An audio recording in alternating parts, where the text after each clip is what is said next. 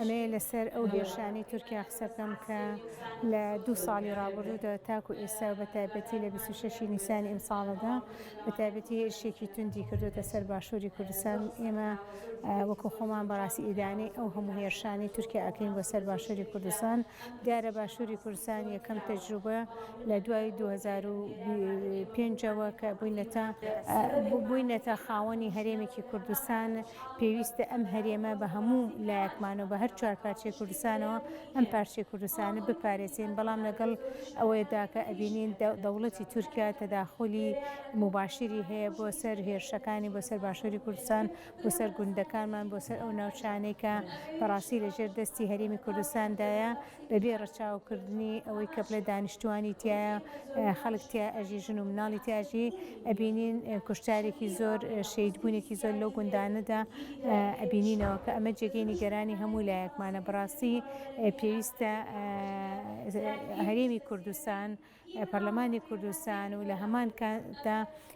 حکوومەتی عێراقی ناوەندی پێویستە هەڵوێستێکی توندیان هەبێت لەسەرەوە هێرشانەی کە تورکیای کاتە سەر باشووری کوردستان، چکە بەڕاستی باشووری کوردستان پێویستی بەوەیە کە لە ڕووی ئاودانی و ئاودان بکرێتەوە، نەک هێرشی تند و تیژی بکرێتە سەر دانیشتوانەکەی بەبێ ئەوەی تاوانێکیان هەبێت. تەنها تاوانی باشووری کوردستان کوردستان بوونە،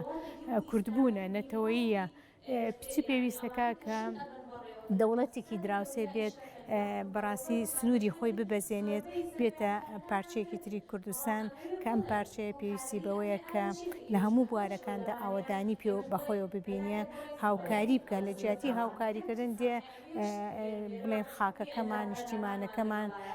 هەرێمەکەمان خاپۆر دەکا کە ئەمە جێگەی نیگارانە نییە. بەڕاستی پێویستە سنوورێک بۆ ئەو دەسەڵاتە ناڕەوایی کە خۆی بەخۆی ڕەوا ئەبینێ ئەیکاتە سەر باشووری کوردستان. سەبارەت بۆ لەشکردەکانی تورکیا بۆ سەرهەرێمی کوردستان ئەوە پێچەوانەی هەموو ڕێکەرە یاساییەکان و هەروان بنەمانەی دەوڵەتەکانیشە لەبەرەوەی تۆ ڕێز لە حتا یاساکار پێکراوەکانی بینی دوو وڵاتیش ناگرێت. بۆیە ئەمە پێویستە پەرلەمانی کوردستان کار لەسەر ئەو دۆسیە بکە و بە سوودترین کار لە ڕێگای لیژنە پەیوەندیدارەکانیەوە کار لەسەر ئەو دۆسیە و هەروە کار لەسەرەوە بکەن کە حتا کۆنسڵەکانی هەرێمی کوردستانی کە تەواجودیان هەیە لە هەرێمی کوردستانشە ئەبێ ئەوانیش ئەم بابەتیان پێ بکەوە بە هەند وەریگرن، بە جدی وەریگرن، چونکە دۆخەکە بە ئاقارێکە ئەڕوا بێتە هۆکارێ بۆ جگە لە ئەوەی کە کۆمەڵێک زەرەرزیانی مادی و هەروە گیانی ئەگەێنێ بە دانیشتوانێ ئەبێتەوەی داگیرکردنی خاکی هەرێمی کوردستانیش. ئەمە جگە لەوەی عێراقیش پێویستەکە ڕۆڵی جدی بینێ عێراق، چونکە سنوور و هەروەها کارکردن بۆ بەکارهێنانی ئاسمانی عێراق ئەو ئەبێ عێراق لە ڕێگای پەرلەمانی عێراقەوە و هەروەها لە ڕێگای حکوومەتەوە کاری جدی لەسەر ئەو بکەن و هەموو ڕێکاری پەیوەندی دیپلۆماسیەکانی خۆیان بەکارهێنن بۆ ئەو دۆخە و پێچەوانەوە ئەگەر هەر ڕێکاری نەکرا ئەوە ئەبێ بە یاسا کار بەرلەوە بگیرێت، چونکە ئەو هۆکارانی کە ئێستا یا ئەو بیانانی کە ئێستا تورکیا بەکارهێنێ هەمووی دوورە لە هەموو پرەنسیپەکانی نێوان دوو دەوڵەت یاخود هەرێم و تورکیاش و بێنن بۆ پێویستە هەرێمی کوردستان و هەموو قاتەکان ئەو بەشداربوو لە حکوومەتی کار لەسەر ئەو دۆسیەکە و ئەو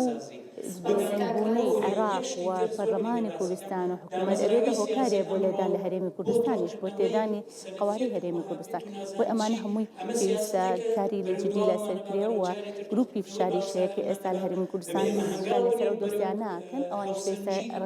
ئاکارەکان ڕێکاریەکانی خۆیان توندکەنەوە بۆ ئەوەی کە ئەو ئامانجەی هەیەە بیگەنە ئامانجێکی ئەساسکەویش پاراستنی قەوارەی هەرێمی کوردستان و هەروە پاراستنی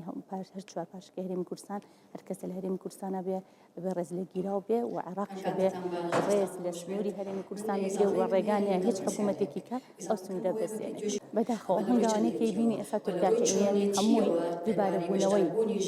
پەیماننامە هێزانەوە جگەلەوە هەموو کارکردن و بۆ ئەوەی کە بەخۆی بە پلان و بە پلانی تۆکمەکان لەسەر ئەو پەیماننامە و جێبەجێکردنی پەیماننامە دووبارە بوونەوەی ئەکا جارێکیکە. بۆیە پێویستە ئێمەش وەکو کورد و هەروەها وەکو عێراق جارێکە بۆیە تەکیل لەسەر عێراق بکەم و لەبەر سنوور بە سنوور زیادی و ئەبێ